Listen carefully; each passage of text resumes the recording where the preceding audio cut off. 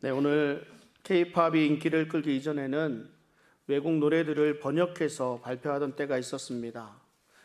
이런 노래들 가운데서 제가 아직도 기억하고 있는 곡이 있습니다. 사랑이란 왠지 모른 척해도 관심이 있는 게 사랑이야.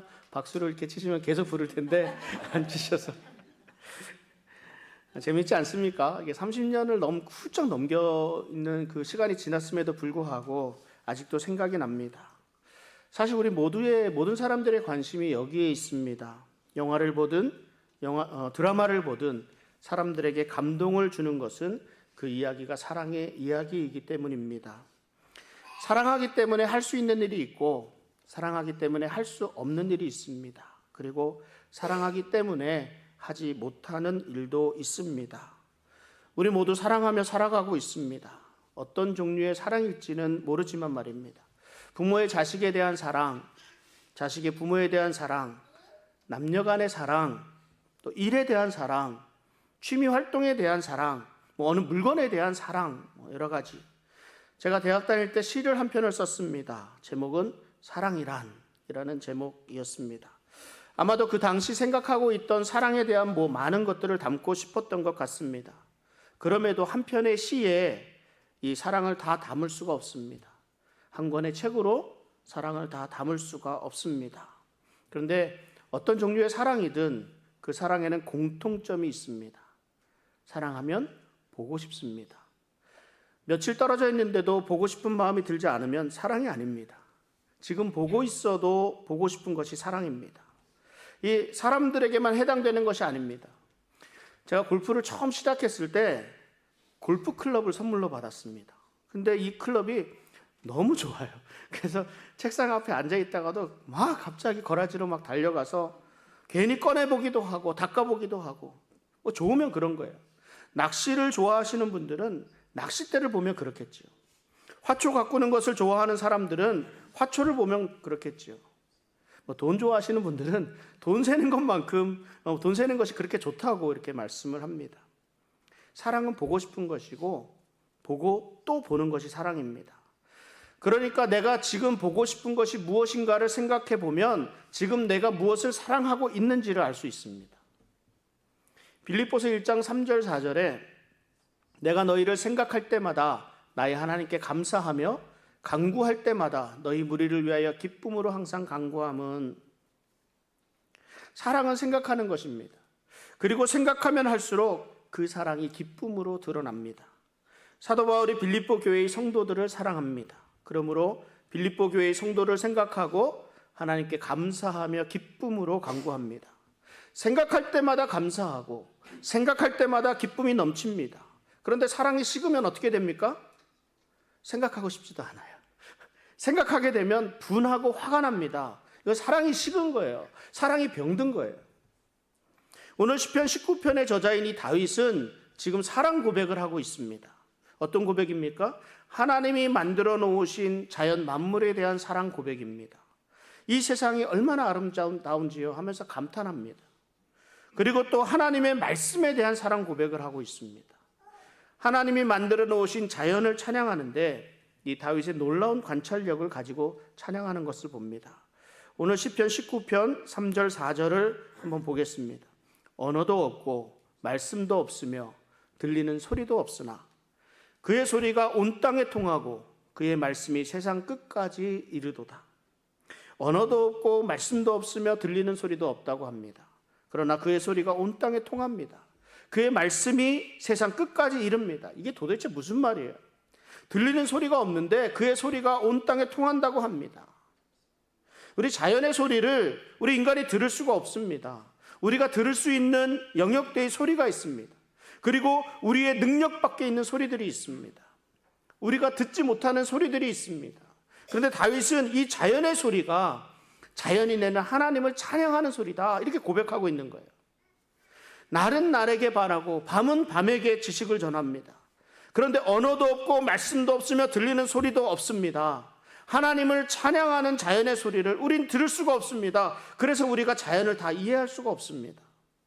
자연의 섭리를 모두 이해할 수 없습니다. 다만 이런 자연을 만드신 하나님에게 감탄하며 찬양하는 것뿐입니다. 우리는 알 수 없지만 하나님이 만드신 이 세계가 얼마나 아름다운지요.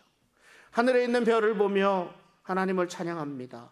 바닷속 깊은 곳, 땅속 깊은 곳까지 세심하게 만들어 놓으신 하나님을 찬양합니다. 자연의 놀라운 모습을 우리는 이해할 수 없는 일들이 정말 많습니다. 그러나 하나님의 말씀은 우리가 이해할 수 있습니다. 다윗은 하나님의 말씀에 푹 빠져 있습니다. 하나님의 말씀을 아주 맛있는 음식을 먹듯이 표현합니다. 꿀과 송이꿀보다 더 달다고 고백합니다. 하나님은 사랑이십니다. 하나님이 우리를 사랑하셔서 그 독생자까지도 아끼지 않으셨습니다. 예수님은 크고 첫째 되는 계명으로 하나님을 사랑하라 말씀하셨습니다. 우리는 매 순간 하나님을 찬양합니다. 찬양은 하나님에 대한 우리의 사랑의 고백이 됩니다. 하나님을 사랑하면 어떻게 돼요? 하나님을 보고 싶습니다. 하나님을 알고 싶습니다. 하나님과 가까이 하고 싶습니다. 사랑하면 하게 되는 당연한 행동입니다. 그런데 우리가 하나님을 볼 수 없습니다. 하나님을 알 수가 없습니다. 그래서 하나님은 우리가 하나님을 알 수 있는 방법을 알려주셨습니다. 하나님이 하나님 자신을 아름다운 자연을 통해 계시해 주셨습니다. 그러나 자연의 소리를 우리가 들을 수가 없습니다. 이해할 수가 없습니다. 극히 하나님이 드러내 주신 그 일부분만을 우리가 보고 듣고 알 수 있을 뿐입니다. 그리고 하나님은 하나님의 말씀을 통해서 우리에게 하나님 자신을 계시해 주셨습니다. 하나님의 말씀은 우리가 하나님을 알 수 있는 유일한 방법입니다. 하나님을 사랑하니까 하나님의 말씀을 묵상합니다. 그런데 사랑하는 사람들을 생각하게 되면 좋은 것들만 생각을 하거든요. 그 대상의 모든 것이 사랑스럽습니다. 그래서 다윗은 하나님이 우리에게 주시는 이 축복의 말씀들이 어떤 말씀들이 있는가를 고백하는 거예요. 그 고백의 말씀들이 시편 19편 7절부터 9절까지 나옵니다. 우리가 이 부분만 다시 한번 읽어보도록 하겠습니다. 여호와의 율법은 완전하여 영혼을 소성시키며 여호와의 증거는 확실하여 우둔한 자를 지혜롭게 하며 여호와의 교훈은 정직하여 마음을 기쁘게 하고 여호와의 계명은 순결하여 눈을 밝게 하시다. 여호와를 경외하는 도는 정결하여 영혼까지 이르고 여호와의 법도 진실하여 다 의로우니. 다윗은 여호와의 율법은 완전하여 영혼을 소성케 한다고 고백합니다. 사랑하면 예뻐진다는 말이 있습니다. 하나님과의 관계가 회복되면 메말랐던 우리의 영혼이 촉촉하게 단비를 맞은 돼지처럼 새롭게 태어납니다. 사람들은 누구에게나 힘든 시기가 있습니다. 육체적으로든 영적으로든 이 시기를 잘 극복해야 합니다. 그런데 이 영적인 침체가 우리의 삶에는 더 치명적인 것 아십니까? 영적으로 메마른 인생에서 우리 삶의 동기를 찾기가 어렵습니다. 하나님의 부르심에 대한 확신이 없으니까 당연히 그 삶에 의미를 부여하기가 어렵습니다. 내가 왜 이 일을 해야 하는지, 내가 왜 여기에 있어야 하는지, 내가 살아서 무엇을 해야 하는지, 이러한 문제들을 해결할 수 있는 방법들을 우리는 하나님의 말씀 속에서 찾을 수 있습니다. 하나님의 말씀은 완전하여 영혼을 소성케 합니다. 혹시 며칠 동안 오직 성경 읽기에만 집중한 경험이 있으십니까? 우리는 하나님의 말씀의 능력에 흠뻑 빠져드는 시간이 필요합니다.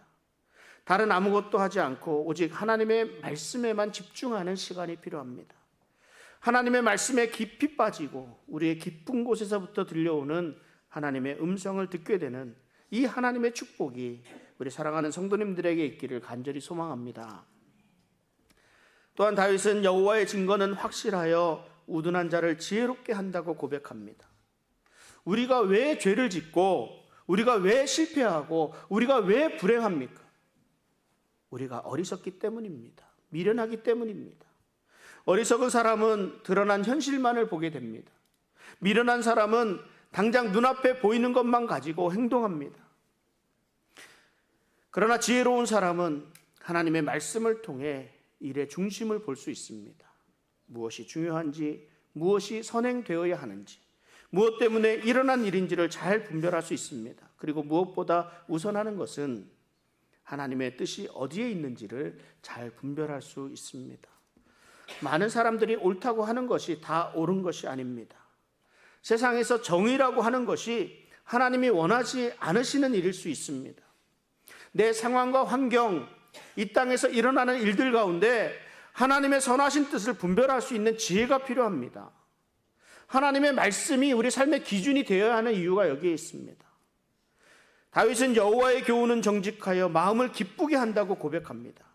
하나님의 말씀은 우리의 마음을 기쁘게 합니다. 하나님의 말씀을 통해 우리는 변함없이 사랑하시는, 우리를 사랑하시는 하나님을 만날 수 있습니다. 하나님의 말씀은 변함이 없습니다. 어제도 오늘도 내일도 변함이 없습니다. 우리가 들고 다니는 셀폰에는 통화 내용을 녹음하는 기능이 있습니다. 우리가 줌 미팅을 할 때도 거기엔 녹음하는 기능이 있습니다. 무슨 중요한 비즈니스 상담을 할 때에는요, 꼭 녹음하고 있다는 사실을 확인합니다. 무엇 때문에 그렇습니까? 사람들 말이 달라지기 때문에 그렇습니다. 고의는 아니더라도 우리 기억을 믿지 못하기 때문에 녹음이라는 방법을 사용합니다. 며칠 전에는 맞다고 말했는데 오늘은 틀리다고 말합니다. 이거 무엇을 탓하겠습니까? 우리 모두가 부족한 사람들인데 말입니다. 그러나 하나님의 말씀은 변함이 없습니다. 하나님의 말씀에는 거짓이 없습니다. 하나님이 약속하신 일은 반드시 이루어 주십니다. 그러므로 하나님의 말씀을 믿을 수가 있습니다. 하나님의 말씀대로 살아가게 되면 진정한 기쁨을 누리게 됩니다. 그래서 기쁘고 기쁘도다, 항상 기쁘도다 고백할 수 있게 되는 겁니다. 또한 다윗은 여호와의 계명은 순결하여 눈을 밝게 한다고 고백합니다. 요즘 들어서 제 눈이 더욱 침침해져서 글을 잘 못 읽습니다. 그러면 어떻게 합니까? 안과에 가야죠. 안과에. 눈 검사를 하죠. 눈 검사를 하고 잘못된 부분이 있는지를 확인해야 되겠지요. 눈이 나빠졌으면 안경을 바꿔야 되겠지요. 안경을 쓰고 계신 분들은 확실하게 알고 있습니다. 이 안경을 벗은 상태에서 보는 세상과 보는 것과 안경을 쓴 상태에서 보는 세상이 완전히 다른 세상입니다. 저는 제가 보는 세상이 다인 줄 알았습니다. 칠판의 글씨는 다 흐린 줄 알았습니다. 그런데 안경 쓰고 나니까 새로운 세상입니다. 얼마나 선명하게 보이는지 모릅니다. 다윗은 하나님의 말씀을 통해 영안이 열렸습니다. 우리가 하나님의 세상을 보기 위해서는 하나님이 허락하신 눈을 떠야 합니다. 우리의 눈이 어두워서 보지 못하고 잘못 판단하는 일들이 얼마나 많은지 모릅니다. 하나님의 뜻을 제대로 분별하지 못해서 잘못된 길에 서 있을 때가 얼마나 많은지 모릅니다. 어떻게 해야 되겠습니까? 육신의 눈은 안과에 가서 진단받지만 영의 눈은 하나님의 말씀을 통해서 치료받아야 합니다. 하나님의 말씀으로 내 삶을 돌아보고, 하나님의 말씀으로 내 비즈니스를 돌아보고, 하나님의 말씀으로 사람들과의 관계를 정리해 봅니다. 그러면 내 정욕에 빠져서 행하는 일인지 하나님의 나라를 위한 일인지를 분별할 수 있습니다. 많은 사람들이 자신의 정욕을 위해 일하면서 마치 하나님의 일을 한다는 명분을 내세우는 것을 봅니다. 하나님을 자신의 이익을 위해 이용하면서도 뻔뻔하게 믿음의 삶을 이야기하기도 합니다. 돈에 관계된 일만이 아닙니다.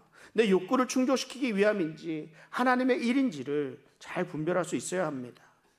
내 자랑을 하기 위함인지 하나님의 은혜를 나누기 위함인지를 잘 분별할 수 있어야 합니다. 여호와의 계명, 하나님의 말씀이 우리의 눈을 밝게 해줍니다. 누구를 위한 삶이 되는지를 분명히 알게 하십니다. 하나님의 말씀 없이 세상의 눈으로는 귀한 것을 볼 수가 없습니다. 세상의 눈으로는 헛된 것만 보일 뿐입니다. 하나님의 말씀을 통해 우리의 영의 눈을 밝혀달라고 기도하시기 바랍니다. 하나님의 뜻을 확실하게 분별할 수 있는 지혜를 달라고 기도하시기 바랍니다. 또한 다윗은 여호와를 경외하는 도는 정결하여 영혼까지 이른다고 고백합니다. 이 하나님의 말씀인 성경은 예수님을 믿는 사람이든지 예수님을 믿지 않는 사람들인지 다 소중하게 여깁니다. 예수님은 너희 재물을 땅에 쌓아두지 말고 하늘에 쌓아두라 말씀하셨습니다. 무슨 말이에요? 영원을 사모하라는 말씀입니다. 우리는 나그네의 삶을 살고 있습니다. 이 땅에 머물 뿐입니다. 잠시. 많이 가지면 어떻고 조금 가지면 어떻습니까? 조금 더 편안하면 어떻고 조금 더 힘들게 살면 어떻습니까? 우리에게는 영원한 삶이 기다리고 있습니다. 세상의 부귀영화는 잠깐입니다. 사람은 모두 이 땅에 잠깐 왔다 갑니다. 그러나 하나님의 말씀은 영원까지 이릅니다. 베드로는 푸른 마르고 꽃은 시드나 하나님의 말씀은 영원하다고 고백합니다. 하나님의 말씀은 우리를 영원한 삶으로 인도해 주십니다. 영원한 삶을 바라며 살아가는 우리 성도의 삶 되시기를 바랍니다. 다윗은 또한 여호와의 법은 진실하여 다 의롭다고 고백합니다. 하나님의 말씀은 거룩합니다. 하나님의 말씀을 가까이 하는 자 역시 모두 의롭고 거룩합니다. 우리가 하나님의 말씀에 가까이 하고 말씀대로 살아야 하나님 앞에 의롭고 진실할 수 있습니다. 우리는 옳고 그름을 판단하기 어려운 세상에서 살고 있습니다. 너무나 많은 정보의 홍수 속에서 선악을 구별하기가 쉽지 않습니다. 그러나 하나님의 말씀은 분명하게 선악을 구별해 주십니다. 하나님이 옳다고 말씀하시는 것은 옳은 것이고 하나님이 악하다고 말씀하시는 것은 악한 것입니다. 그 기준이 하나님의 말씀 가운데 계시되어 있습니다. 시편 1편 2절에 이렇게 말씀합니다. 오직 여호와의 율법을 즐거워하여 그의 율법을 주야로 묵상하는도다.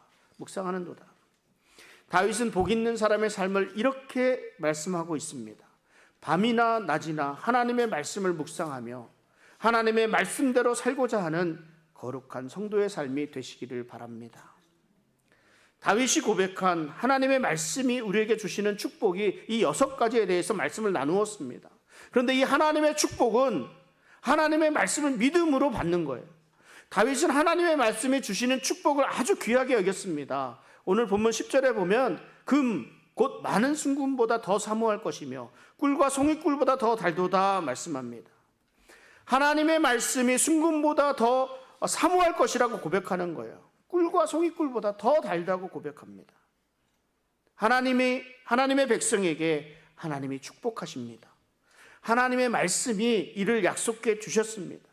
그러므로 이 약속의 말씀을 믿는 믿음으로 하나님의 말씀을 사모해야 합니다. 하나님의 은혜를 받아야 되는데 어떻게 하나님의 은혜를 받을 수 있습니까? 하나님의 말씀을 간절히 사모할 때 하나님이 예비하신 축복을 받을 수 있습니다. 우리가 이 땅을 살아가면서 바라는 것이 무엇입니까? 우리 사람들마다 다 다르잖아요. 어떤 분은 건강하게 오래오래 살다가 하나님의 부르심을 받는 것이 소원이라고 합니다. 어떤 분은 하나님이 허락하신 자녀들이 믿음 안에서 잘 자라가는 것이 소원이라고 합니다. 어떤 분은 하나님이 맡겨주신 사명을 잘 이룰 수 있는 것이 소원이라고 합니다. 저마다 하나님이 주신 비전을 품고 살아갑니다. 물론 이 땅에서 복이라고 하는 것들이 있습니다. 물질의 풍성함이 있고 건강함이 있고 삶의 형통한 은혜가 있습니다. 이 삶이, 이 복이 하나님으로부터 임하는 것이라는 믿음이 우리가 하나님의 말씀을 더욱 사모하게 합니다. 다윗은 세상의 복이라고 하는 것보다, 세상에 좋다 하는 것보다 말씀이 더 간절하고 말씀이 더 소중하다고 고백합니다. 하나님의 은혜 아래 살아가기 위해서 우리는 하나님의 말씀을 간절히 사모해야 합니다. 하나님의 말씀을 열심히 읽고 들으며 묵상하고 연구하는 우리 성도님들의 삶이 되시기를 바랍니다. 시편 19편 11절에 보면 또 주의 종이 이것으로 경고를 받고 이것을 지킴으로 상이 크니이다 말씀합니다. 하나님의 말씀을 사랑하는 사람은 하나님의 말씀을 잘 따르려고 노력하는 사람입니다. 사랑은 그 대상이 있습니다. 나는 그 상대를 사랑합니다. 매일매일 보고 싶습니다. 그런데 그 사람은 나를 쳐다보지도 않습니다. 내가 그를 사랑한다는 것조차도 모르고 있습니다. 이 사람은 지금 무엇을 하고 있습니까? 짝사랑입니다. 짝사랑을 하고 있습니다. 때로는 우리가 짝사랑을 하는 것만으로도 행복할 수 있습니다. 그런데 잠시뿐이에요. 사랑은 서로 주고받아야 합니다. 사랑을 주고받는다는 이 표현이 참 별로인 것 같지만 저는 정말 중요하다고 생각합니다. 하나님이 우리를 사랑하셔서 그 아들까지도 내어주신 바가 되셨습니다. 하나님이 우리를 사랑하신다는 것은 아는데 그렇다면 우리도 하나님을 사랑한다는 것을 우리가 하나님께 알려드려야 하지 않을까요? 어떤 방법으로 알려드릴 수 있을까요? 사랑의 이 표현은요, 사랑하는 사람이 무엇을 원하는지를 잘 알아야 합니다. 하나님은 우리를 너무나 잘 알고 계십니다. 그런데 우리가 하나님을 잘 알지 못합니다. 하나님은 내가 무슨 생각을 하고 있는지, 내가 무엇을 서운해하는지 내게 억울한 일은 없는지, 내가 무엇을 하고 싶어 하는지를 너무나 잘 알고 계십니다. 그리고 그 삶 가운데서 언제나 함께 하시며 그 길을 인도해 주십니다. 그런데 우리는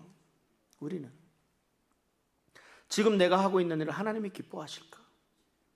지금 내 생각에 하나님이 공감하실까?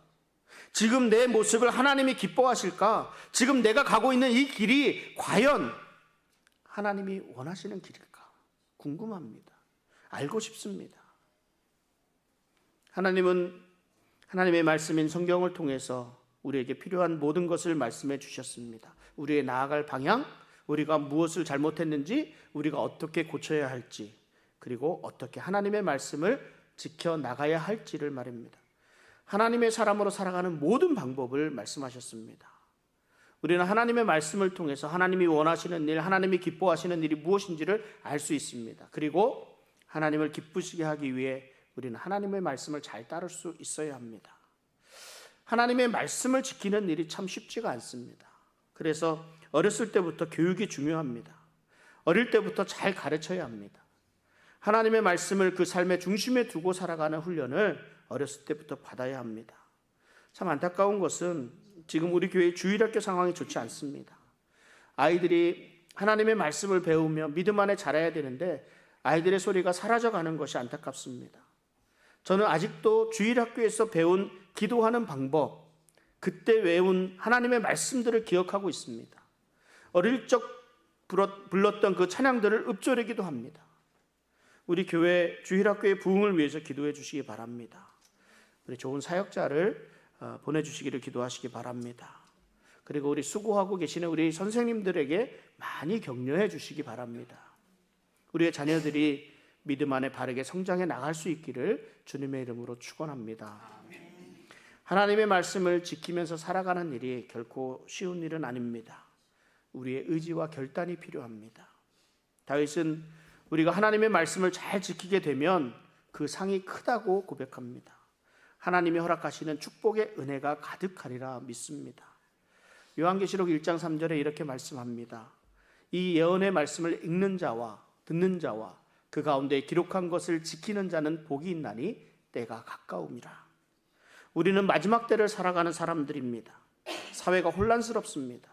무엇이 옳은지 무엇이 그른지를 분별하기 어렵습니다. 지금 내가 잘 살고 있는 것인지조차 잘 알 수가 없습니다. 그러나 우리가 답을 잘 알고 있잖아요. 우리가 잘 살아가는 방법을 다른 데서 찾지 말고 하나님의 말씀 가운데서 찾을 수 있기를 바랍니다. 하나님의 말씀을 매일 읽고 듣고 그 말씀을 지키고자 노력하시기 바랍니다.